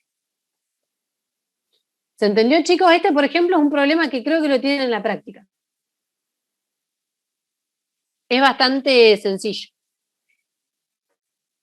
Sí, se entendió. Bueno, ¿hay alguna duda? Yo, profe, tengo una preguntita. Por ahí me confunde un poco el hecho de que por ahí usted diga trabajo y es potencia. ¿Es por algo en particular o...? No, justo lo aclaré eso, que yo digo trabajo, Claro. pero es lo mismo, digamos. Ah, está bien. O sea, no es lo mismo, tiene otras unidades, pero a lo que me refiero es que el balance, si vos balanceás potencia o balanceás trabajo, Va a ser el mismo. va a ser lo mismo el primer principio, nada más que uno con potencia y otro con trabajo. Está bien, Eso bien. depende del dato que te dé el problema. Acá, por ejemplo, me está dando potencia.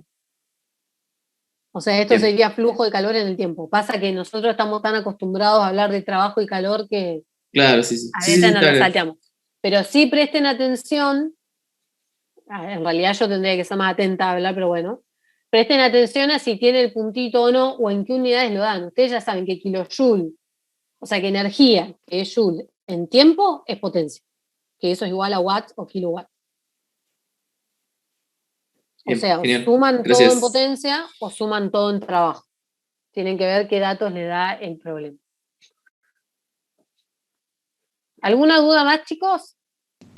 Si Profe, no, sí. ¿puede volver al del cilindro émbolo que había mostrado? Sí. Ahí tenía ¿Ese una o el duda. primero? No, ese. Sí. Tenía una duda cuando ve el trabajo de expansión-compresión, cómo varía en el tiempo. ¿Por qué pone solamente sobre el dB el diferencial tiempo? ¿No considera que la presión no varía? No, es que vos vas a tener que ver acá, la definición de trabajo de expansión-compresión es esta.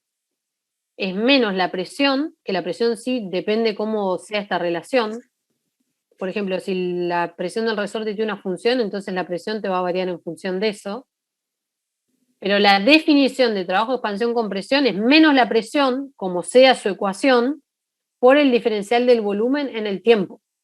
Y vos para integrar vas a tener que ver cómo varían estas dos. Pero esto te puede variar en función de otra cosa que no sea el tiempo, de eso me refiero.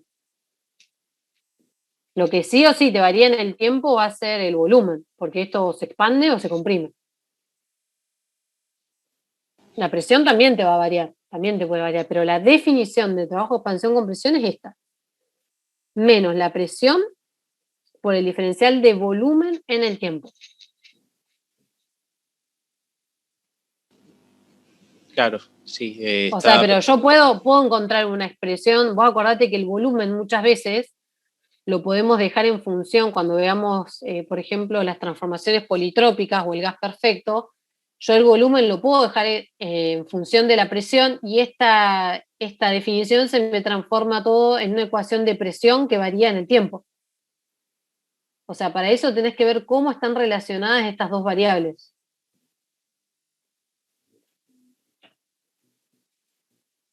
Esa es la definición de trabajo de expansión con presión.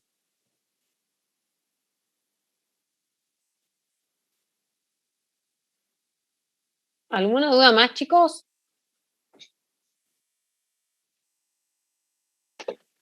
Profe, sí. Si en este caso usted quisiese calcular el trabajo del vástago, sí. ¿Cómo lo calcularía? Porque medio que me costó mucho eso en el trabajo práctico. Y la presión externa, o sea, las fuerzas externas, si vos tenés un vástago conectado, primero tiene que haber un vástago conectado, digamos. O sea, en general te lo van a pedir. Pero la presión externa va a ser la sumatoria de todas esas fuerzas. Y si hay un vástago, vas a tener la presión atmosférica, la presión la fuerza atmosférica, la fuerza del émbolo, la fuerza del resorte y la fuerza del vástago. En este caso, todo lo que se acumule en el resorte va a ser igual a lo que entrega un vástago. No sé si tendría sentido acá poner, porque si yo acumulo en un resorte, después de eso es como energía almacenada que se entregaría a un vástago. Está bien. O sea, siempre que tengamos un resorte, la energía potencial que éste acumula o pierde es lo contrario a lo que le pasa al vástago. Lo contrario a lo que le pasa al vástago. Ahí no sé si entendí muy bien. Sería como toda la energía, sería como toda la energía que podrías transferirle al vástago, o el trabajo que podrías transferirle al vástago, ¿no?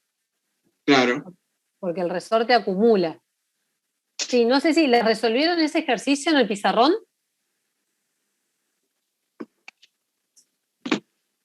Creo que Si sí, no se pero lo el tema es que no resolvieron. subieron los archivos. Ah, no, entonces les voy a pedir que se los suban hoy porque eso es importante. Se los voy a pedir que se los suban hoy. Dale. Hoy mismo, Habían ya dicho les que digo. iban a subir después igual, porque Sí, como que no. no querían que nos copiemos. O algo así. No, igual no. Es fundamental que los tengan porque los que ya avanzaron, esto tienen que subir después de la clase. Así que después les digo. Okay. Chicos, los tengo que dejar, me van a matar porque tienen que usar la cuenta de Zoom, otros profesores.